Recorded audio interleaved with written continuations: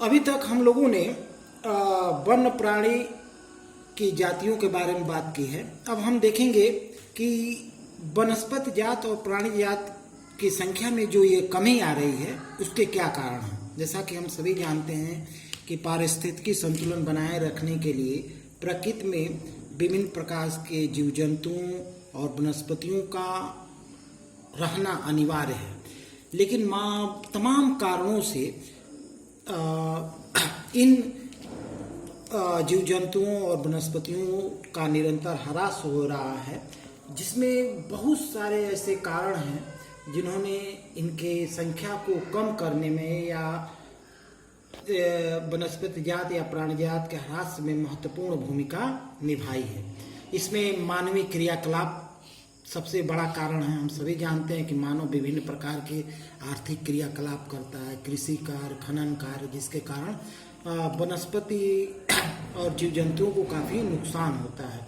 इसके अलावा अपनी तमाम ज़रूरतों को पूरा करने के लिए लकड़ी हुआ, ईंधन हुआ, पत्ते हुए, रबर हुआ, दवाइयाँ, भोजन इत्यादि के लिए मनुष्य पेड़ पौधों और जीव जंतुओं का दोहन करता है, जिससे पारिस्थितिकी संतुलन बिगड़ता है और वनस्पति जात के अस्तित्व पर खतरा मंडरा जाता है।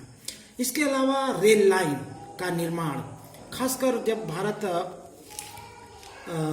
पराधीन था, अर्थात अंग्रेजों के समय रेल लाइन के स्लीपरों के निर्माण के लिए बड़ी पैमाने पर वनों का या पेड़ पौधों को काटा गया ताकि उनसे प्राप्त लकड़ियों का उपयोग स्लीपरों में हो सके।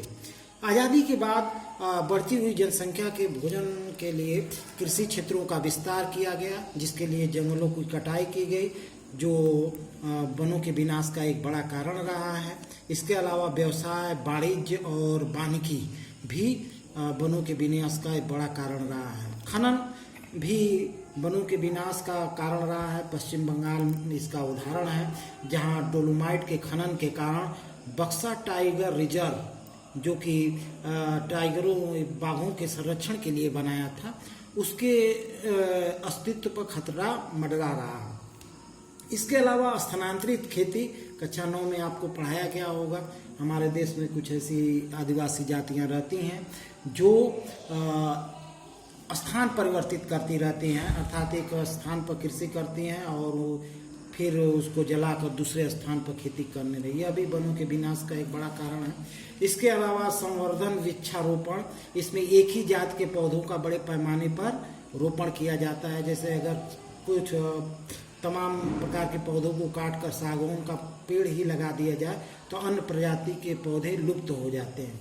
इसके अलावा नदी घाटी परियोजनाएं, हम सभी जानते हैं कि देश के आज़ाद होने के बाद हमारे देश में बड़ी बड़ी नदी घाटी परियोजनाएं, जैसे दामोदर नदी घाटी परियोजना, सतलज नदी घाटी परियोजना, नर्मदा नदी घाटी परियोजना आदि बनी हैं, जिसके कारण बड़े पैमाने पर वनों का विनाश हुआ है।